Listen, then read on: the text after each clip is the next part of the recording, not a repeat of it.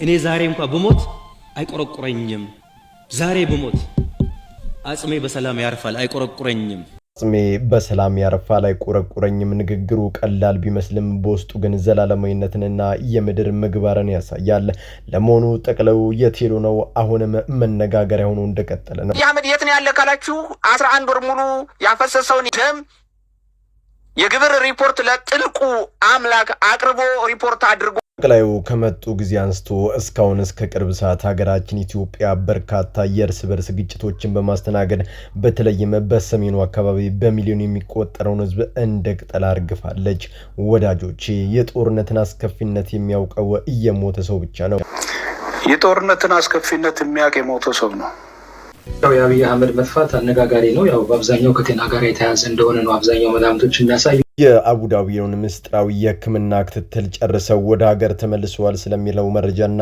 አሁን ጠቅላዩ ስላሉበት የጤና ሁኔታም ከቅርብ ምንጮች የተገኙ መረጃዎችን አጋራቸዋለሁ በህይወት ሳለን ሞት መቼ ወደኛ እንደሚመጣ እናውቅምና መልካም ሰዎችን ሆነ በኔፓል ምንድነው የተፈጠረው የሰው ልጅ በታሪኩ ከኖህ የጥፋት ውሃ ውጭ እንደዚህ አይነት አሰቃቂ ጎርፍ አደጋ አይቶ ያውቃል ለማለት ይከብዳል በኔፓል በደረሰው አደጋ ዓለም ባንድነት እያለቀሰ ይገኛል ሀገራትም ባንዲራዎቻቸውን ዝቅ አድርገው በማውለብለብ ላይ ሲሆኑ በሺዎች የሚቆጠሩ ደብዛቸው ጠፉ ሰዎችን ለማግኘት በከፍተኛ ሁኔታ የነፍስ አድን ስራዎች በስፍራው ተሰማርተዋል ከዚህ የጥፋት ጊዜ ብቸኛ ማምለጫው መንገድ ንስሐ ነው ሲሉ የአሜሪካው ሴኔተር ቫልቪና ሐሳባቸውን ሰንዝረዋል በሌላ በኩል የቤተ ክርስቲያናችን መጋቢ አባት ቀሲስ ዶክተር መዝገቡ ካሳ ለምን ወደ ጨለማ ክፍል ተዛወሩ በርካቶችን እያስቆጣ ያለ ጉዳይ ነው ቀድሰው የሚያቆርቡን አባታችን ቀሲስ ዶክተር መዝገቡ ካሳ አሁን ላይም በጨለማ እስር ውስጥ ይገኛሉ አባታችን ምን ከባድ ወንጀል ቢሰሩ ነው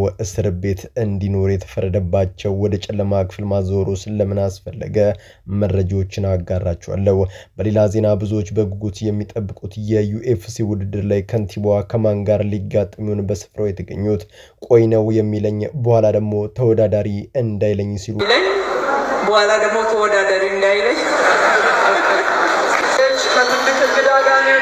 በመጨረሻም ሙሉ በሙሉ በሚባል ደረጃ ሁሉም ፓርቲዎች በአዲስ አበባ ጉዳይ አቋማቸውን ይዘው ቆመዋል አዲስ አበባን ለመሰልቀጥ እያደረገ ያለው ጥረት መቆም አለበት የዲሞግራፊ መቀየሩ ቤቶች መፍረሳቸው መታወቂያ በብዛት መታደሉ እዚህም በርካታ ፓርቲዎች በአዲስ አበባ ጉዳይ የወጡት መረጃዎች በዝርዝር አስመለክታችኋለሁ ሰላም በመላው ዓለም ላይ የምትገኙ ቤተሰቦች እንዴት ናችሁልኝ እኔ ደህና ነኝ ቸሩ መድኃኔዓለም የተመሰገነውን በዘርቁታችን እጅግ በጣም አዝናኝና ቁም ነገር አዘል ቪዲዮዎች ይላችሁ መጥቻለሁ ከናንተ የሚጠብቀው እንደተለመደው ቪዲዮውን ላይክ እና ሼር ማድረጋችሁን አትርሱ ከሁሉ ማስቀደም እንኳን ለመቤታችን ለቅድስት ድንግል ማርያም በዓል በሰላም በፍቅር በጤና አድረሳችሁ አድረሰን እመቤታችን እኮ ወርቅ ናት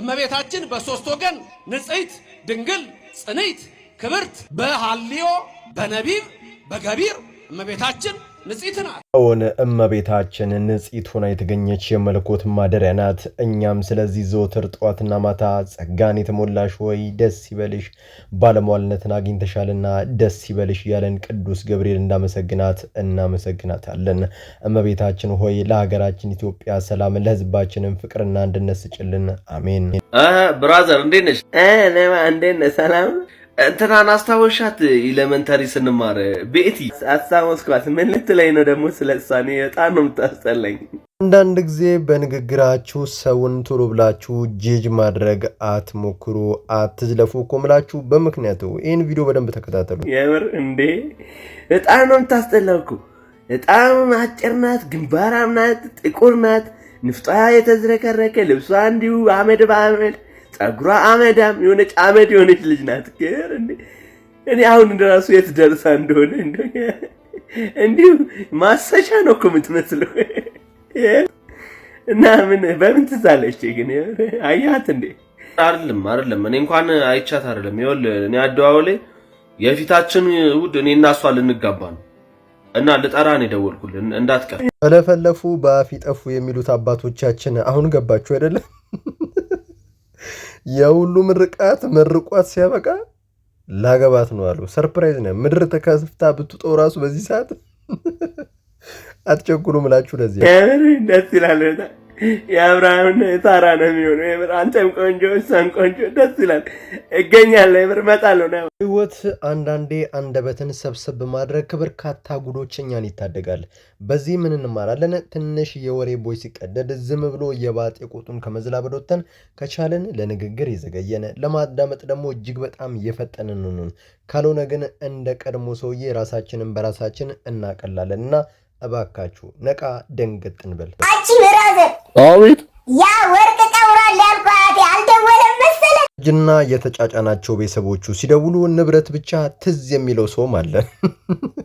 ያወርሰኝ ነው መሰለኝ ወርቅ አረ በቃ አለፈልን። አረ በስመ አብ በቃ ዝመለስ እደውልልሻለሁ። በቃ ብራዘር ይቅናሽ። አየ ብራዘር ምንድነው ግን አንዳንዱ ሰርቶ ለፍቶ ጥሮ ግሮ ከማግኘት ይልቅ የቤተሰቦቹን እጅ በእጅጉ ይጠብቃል። ለምን እንደሆነ አይገባኝም። ጀለስ ይነሳላችሁና ቀጥታ የሚሄደው ወደ አያቱ ቤት። አያቴ መጥቻለሁ። ፈጠንክሳ ምን ነው እኔ ሲጀመር በቃ እንደደወልክልኝ ነው ሮጬ የመጣሁት። ለምን እንደጠራው ታውቃለህ? ሚላት ፓርት ወርቁን ማለት ፈርቱ። አረ ወገንታ ጥቅመኛ መሆን ግን በቃ ሌላ ታሪክ ውስጥ ገብቷል። እኔማ የጠራው የወንድሜን ገዳይ ደሜን እንድትመልስ ነው። ይሄው በጠራራ ፀሐይ ሰው ገሎ ምንም ሳይመስሉ እንዲሁ ይሄዳል። የምን ወርቅ? በሊያዝ ጠመንጃውን ስጡት። በል ደሜን መልስ። አይዟችሁ አትደንግጡ፣ ጠመንጃው የኮባ ነው። ወርቅ ንብረት ብለህ ንብረት ፈልገህ ስትሄድ ሌላ ግዳጅ ይሰጣል። ወደ ቁም ነገሩ ስናልፍ የቤተሰብ ንብረት እየጠበቃችሁ የምትቋምጡ ሰዎች መጨረሻችሁ ይኸው ነው። እሱን ስትጠብቁ እነሱ ፈጣሪ እድሜውን አብዝቶላቸው እናንተም በወጣትነታችሁ ሳትጠቀሙበት ሳትሰሩበት አብራችሁ እኩል አርጅታችሁ በመጦሪያ ሰዓታችሁ በደከሙት አባቶቻችሁ መልሳችሁ ትጦራላችሁ። ወዳጆቼ በጉብዝናችሁ ወራት በጉልበት ባላችሁ ጊዜ ታታሪ መሆንን አትዘንጉ። አዲስ አበባን ለመሰልቀጥ እያደረገ ያለው ጥረት መቆም አለበት። የዲሞግራፊ መቀየሩ፣ ቤቶች መፍረሳቸው፣ መታወቂያ በብዛት መታደሉ እንግዲህ እንደተመለከታችሁት ባልደራስ፣ አብን፣ ኢዜማ የተለያዩ የሀገራችን ውስጥ የሚገኙት ፓርቲዎች በአዲስ አበባ ጉዳይ በአሁኑ ሰዓት አቋማቸውን በተለያዩ መግለጫዎች እያሳዩ ይገኛል። አዲስ አበባ የአዲስ አበባ ነዋሪ መሆን አለባት። ፓርቲዎቹ በጋራ በወጡት መግለጫ አዲስ አበባ እንደ ሰማይ ናት የኔ ነው አይባልም በሚል መሪ ቃል ፓርቲዎቹ በከተማዋ ላይ የተፈጸሙ ናቸው ያሏቸውን አበይት ስጋቶችና የከተማዋን ህገ መንግስት መብት በሚመለከታቸው ያነሷቸውን ነጥቦች አብረን እንመረምራቸዋለን። በአዲስ አበባ ከተማ ዙሪያ ውጥረት የነገሰባቸው በርካታ ጉዳዮች እንዳሉ ይታወቃል። የፖለቲካ ፓርቲዎቹም በመግለጫቸው አስቀድሞ የተደገሰው ድግስ በደንብ ገብቶናል ማለት በከተማዋ ላይ እየተሰራ ያሉትን ስልታዊ አካሄድ በጽኑ ተችቶታል። በከተማዋ የነዋሪዎች ህዝባዊ ስብጥር ለመቀየር ታልሞ መታወቂያ በገፍ እየታደለ ነው በሚለው የፓርቲዎቹ ዋነኛው ስጋታቸው ነው። የነባር ዜጎች መፈናቀልና የአያቴ መሬት በሚል ትርክት የሚደረገው ህገወጥ የመሬት ወረራና ቁጥጥር አካሄዱ ወዴት እንደሆነ በግልጽ የሚያሳይ ነው ማለት ኮንነውታል። እነዚህ ድርጊቶች የከተማዋን ሰላምና ማህበራዊ አብሮነት የሚንድ መሆኑንም በጽኑ አስመዝግበዋል። ፓርቲዎቹ በመግለጫቸው አጽንኦት ከሰጡባቸው ትልልቅ ጉዳዮች መካከል የከተማዋ የባለቤትነት ጥያቄ ነው። በህገ መንግስቱ እንደሰፈረው አዲስ አበባ የፌዴራል መንግስቱ መቀመጫ ናት። በሆኑም ከተማዋ በውስጧ ለሚኖሩ የ10 ሚሊዮን በላይ ለሚሆኑ ከተለያዩ ብሔር ብሔረሰቦች የተጣጡ ነዋሪዎቿና የመላው ኢትዮጵያውያን አንጡራ ሀብት እንጂ የአንድ የተወሰነ ቡድን ወይም ክልል ንብረት ልትሆን አትችልም የሚል አቋማቸውንም አንጸባርቋል። አዲስ አበባ የአፍሪካ ህብረትና የዓለም አቀፍ የዲፕሎማሲ ማዕከል እንደመሆኗ ከተማዋን ወደ ጠባብ የብሔር ፖለቲካ መውረድ የሀገርን ገጽታ የሚያበላሽ መሆኑንም በእጅጉ ተናግሯል። ይህ መፈክር የከተማዋን ጥልቅ የብዝሃነት ባህልና ሁሉን አቃፊነት በትክክል የሚገልጽ ነው። ሰማይ በሁላችን በሁላችን ላይ እንደተዘረጋና ማንም የኔ ብቻ ነው ብሎ ሊከፋፈለው እንደማይችል ሁሉ አዲስ አበባም ለሁላችንም ጥላና መጠለያ የሆነች ማንም በብቸኝነት ሊያጠቃልላት የማይችል የጋራ ቤታችን ናት የሚለው መልእክት እጅግ በጣም አበረታችና የብዙዎችን ስሜት የሚወክል ሆኖም አልፏል። ውድ ተመልካቾች የፖለቲካ ፓርቲዎች የሚያነሷቸው እነዚህ ስጋቶች የበርካታ የከተማዋ ነዋሪዎች የዕለት ተዕለት ውይይትና ስጋት መሆናቸው አይካደም። አዲስ አበባ የሰላም የእድገትና የጋራ መኖሪያ እንድትሆን ማናቸውም በከተማዋ ላይ የሚደረጉ ውሳኔዎች ግልጽነት ያላቸው ነዋሪውን ያሳተፉና ከጠባብ የፖለቲካ ፍላጎት የጸዱ ሊሆኑ ይገባል።